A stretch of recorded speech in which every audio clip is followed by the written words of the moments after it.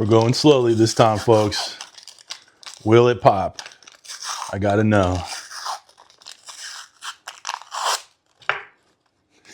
All right, get your cinnamon rolls out. That's the lid to the icing. Go. We got 16 cinnamon rolls, and we're just gonna cut them in fourths. All right.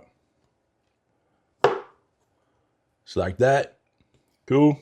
We are making some amazing monkey bread or pull apart bread, whatever you want to call it. Using these cinnamon rolls. We're gonna make a bacon caramel pecan sauce to put on there. But you just want these little bite-sized pieces. Okay. Going in with a stick of butter. Get that melting down. Butter's all melted. I'm gonna go in with some sweet dessert shake by Uncle Steve's Shake. I'll put a link for this in the comments. We're going basically the same amount of butter to seasoning. Okay, and we just want to mix this all together. I'm gonna add a half a cup of heavy cream. Now, I'm eyeballing it, but you get the idea. Get that mixing in there. And this is coming together real nice like. Got about half a cup of already cooked bacon. If you guys don't like bacon, leave it out. That's fine, not a big deal.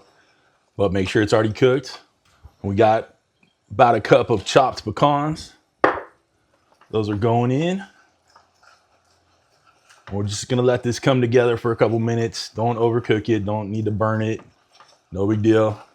But that's looking good, y'all. Got our bundt pan here. We're gonna grease it down real good with some avocado oil. Just make sure you get it good in there. So now we're gonna pour our pecans and bacon caramel mix in there. We got our cinnamon roll pieces going in.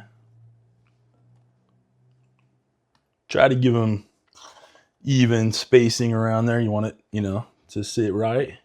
Y'all, we're in a 375 oven, about 25 minutes or so. Make sure all them biscuits are cooked all the way through, or cinnamon rolls as it were. All right, I'll see you in a sec. All right, team, fresh out of the oven. You could use a cake tester, but I'm gonna use my little thermometer here, my instant read. And as long as you're over 200 degrees in there, you're good to go. It's cooked through. All right, we're gonna let this cool down a little bit and then we'll dump it out on the tray. All right, team, we've let this cool down a bit. We got a little cutting board here to flip it over. Perfect.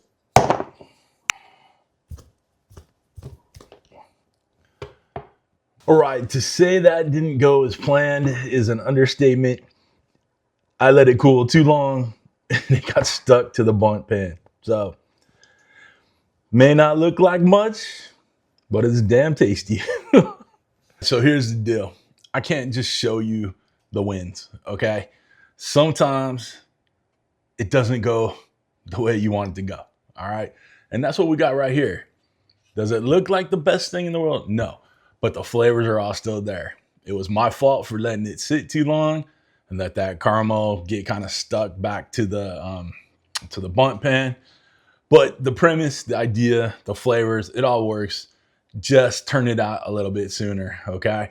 While the caramel's still nice and loose and liquidy, okay? So, I mean, so we got a bite of the goodness here.